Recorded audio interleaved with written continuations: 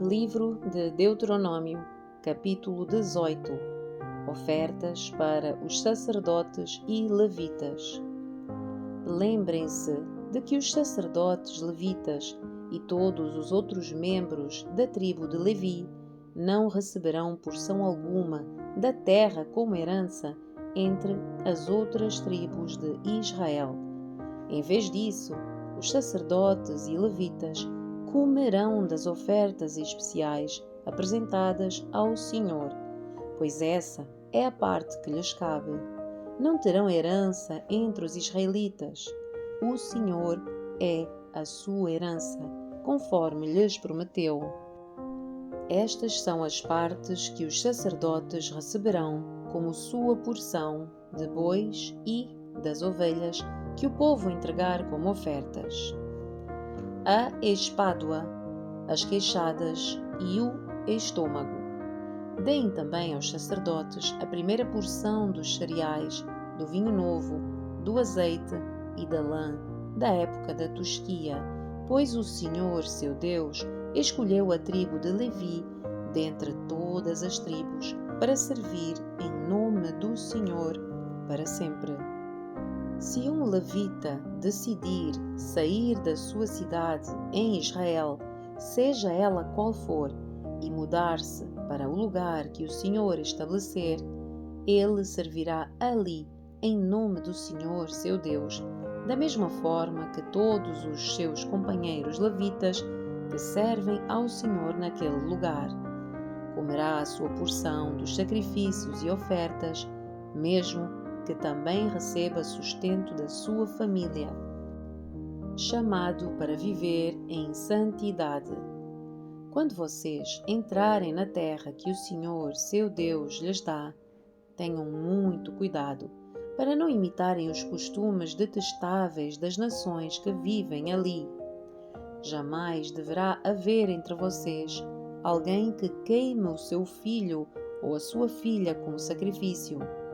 Não permitam que alguém do povo pratique adivinhação, use encantamentos, interprete agouros e envolva-se com bruxaria, lance feitiços, atue como médium ou praticante do ocultismo, ou consulte os espíritos dos mortos.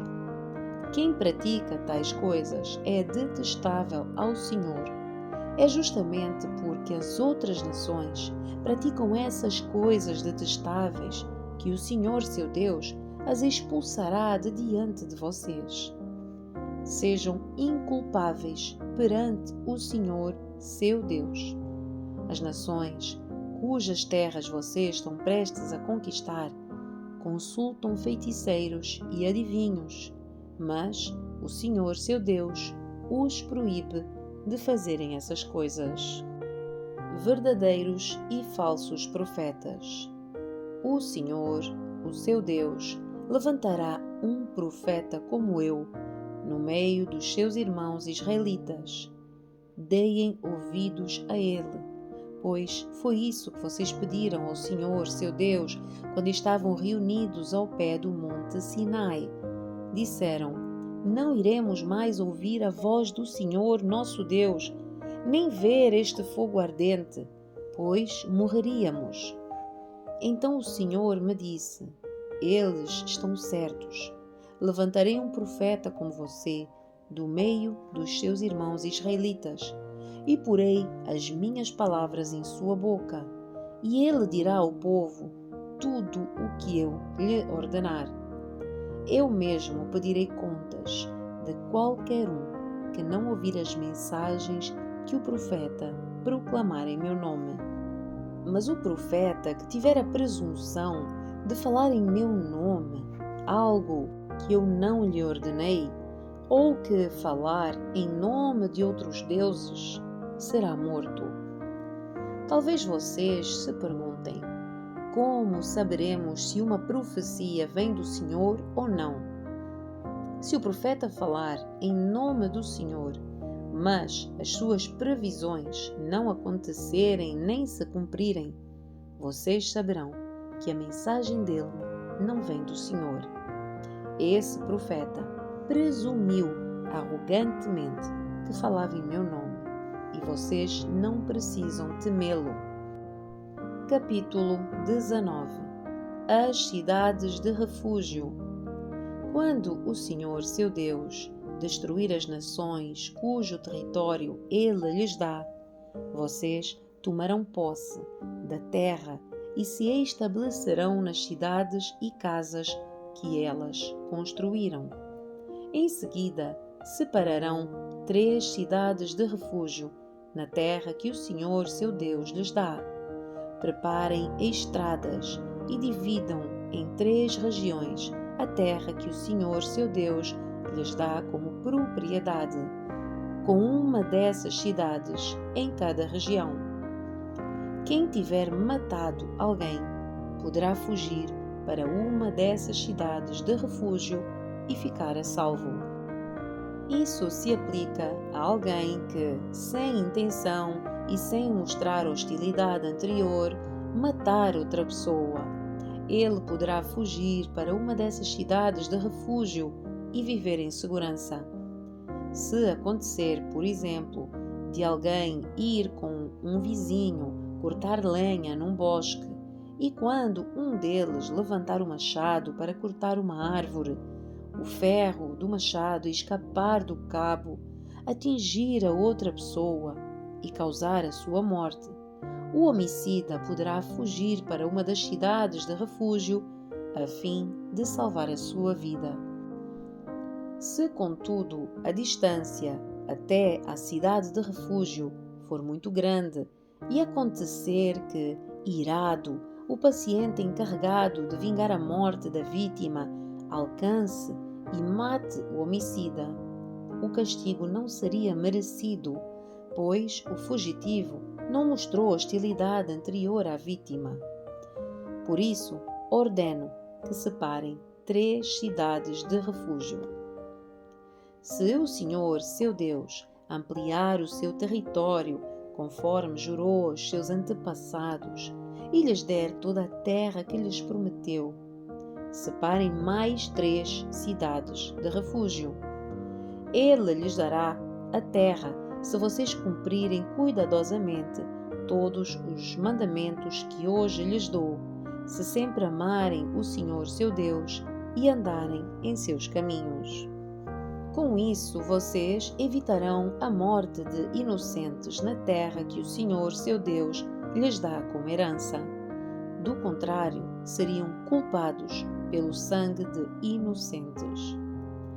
Se, contudo, alguém demonstrar hostilidade ao seu vizinho, ficar à espreita dele e o atacar e matar, fugindo depois para uma das cidades de refúgio, as autoridades da cidade do homicida enviarão representantes à cidade de refúgio para trazê-lo de volta e entregá-lo ao vingador da vítima para que ele execute o homicida.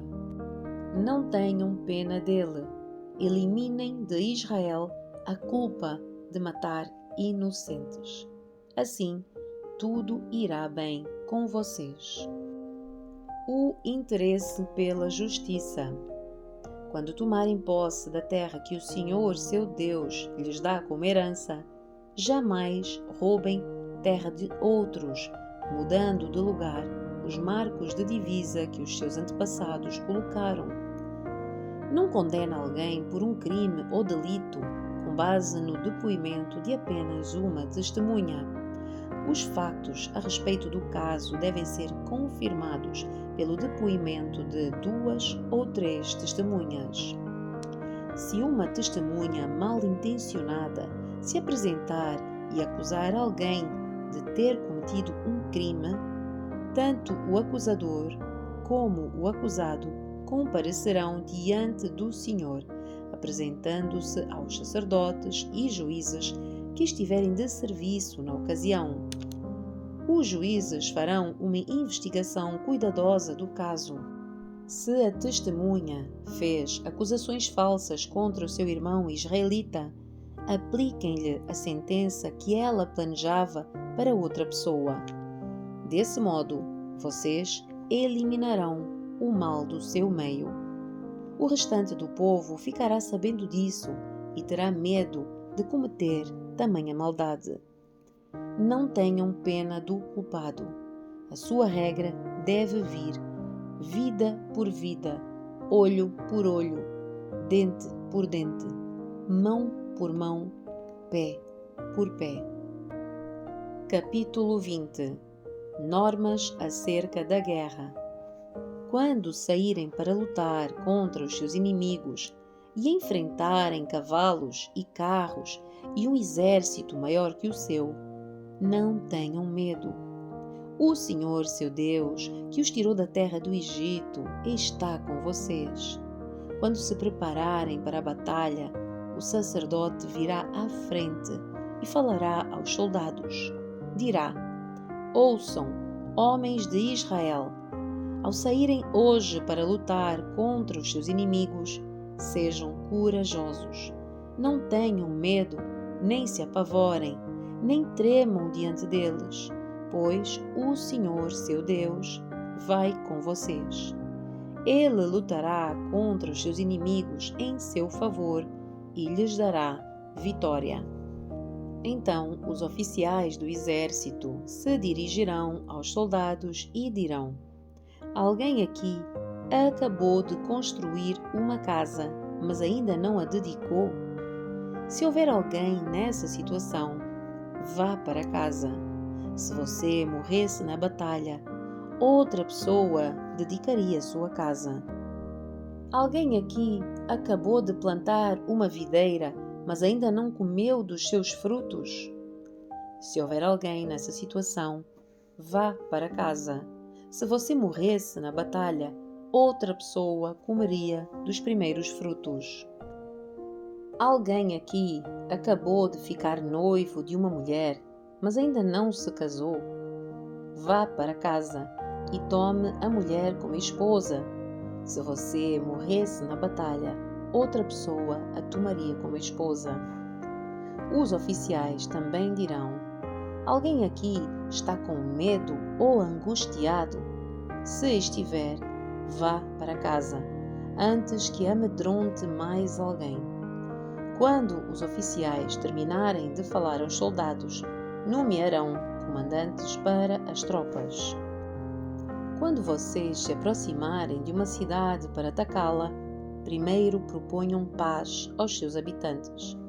Se eles aceitarem as suas condições e abrirem as portas, todo o povo dentro da cidade os servirá com trabalhos forçados. Se eles recusarem a proposta de paz e se prepararem para lutar, cerquem a cidade. Quando o Senhor, seu Deus, lhes entregar a cidade, matem à espada todos os homens. Contudo, poderão tomar para si as mulheres, as crianças, os animais e tudo o que acharem na cidade. Poderão aproveitar todos os despojos dos inimigos que o Senhor, seu Deus, entregou em suas mãos. Essas instruções se aplicam somente a cidades muito distantes e não às cidades dos povos que vivem na terra em que vocês entrarão. Nessas cidades que o Senhor lhes dá como herança, destruam todo o ser vivo. Destruam completamente os hititas, os amorreus, os cananeus, os fariseus, os heveus e os jebuseus, conforme o Senhor, seu Deus, lhes ordenou.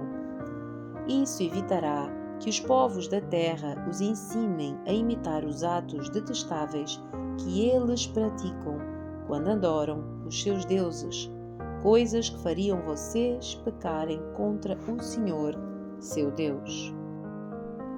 Quando cercarem uma cidade e a guerra se prolongar, não cortem as árvores com machados.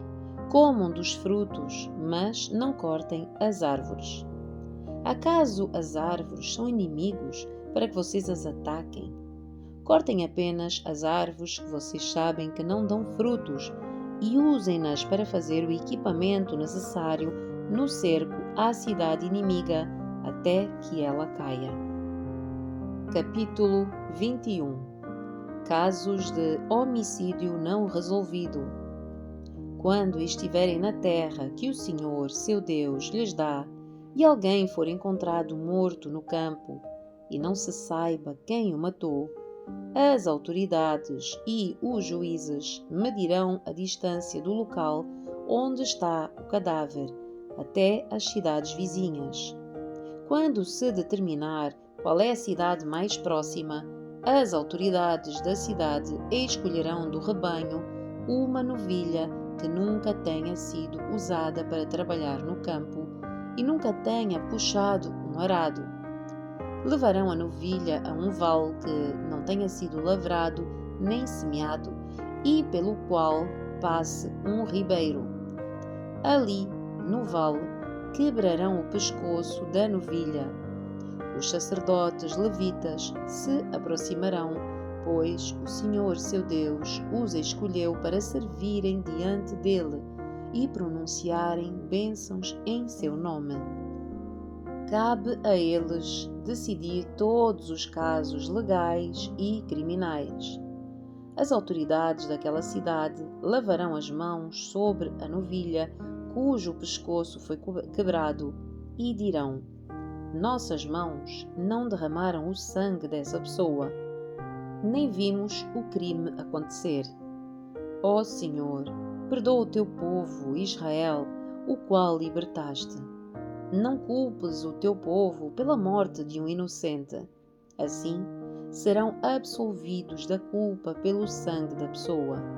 Desse modo, vocês removerão do seu meio a culpa pela morte da vítima e farão o que é certo aos olhos do Senhor. O casamento com uma prisioneira. Quando vocês saírem para guerrear contra os seus inimigos e o Senhor, seu Deus, entregá-los em suas mãos, e vocês os fizerem prisioneiros, pode acontecer de algum de vocês vir uma mulher bonita entre os cativos, sentir-se atraído por ela e desejar casar-se com ela.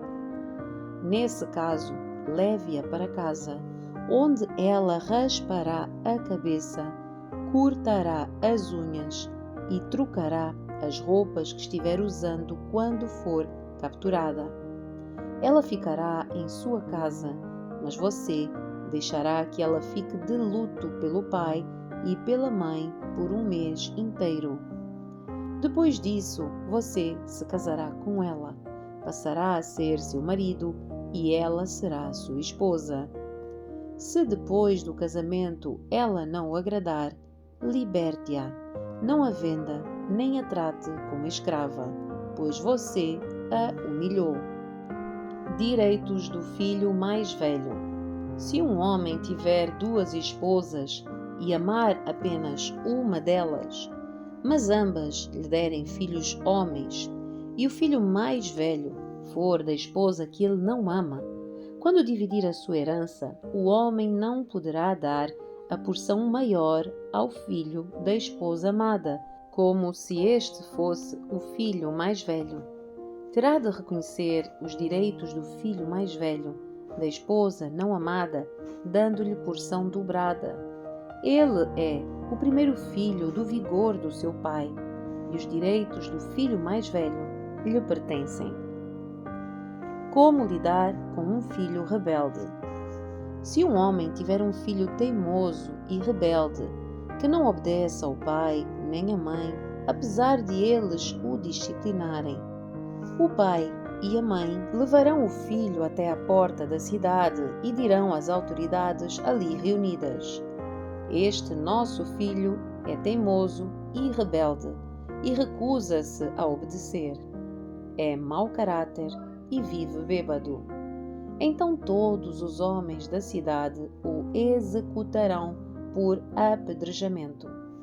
Desse modo, vocês eliminarão o mal do seu meio e todo Israel ficará sabendo disso e temerá. Outras normas.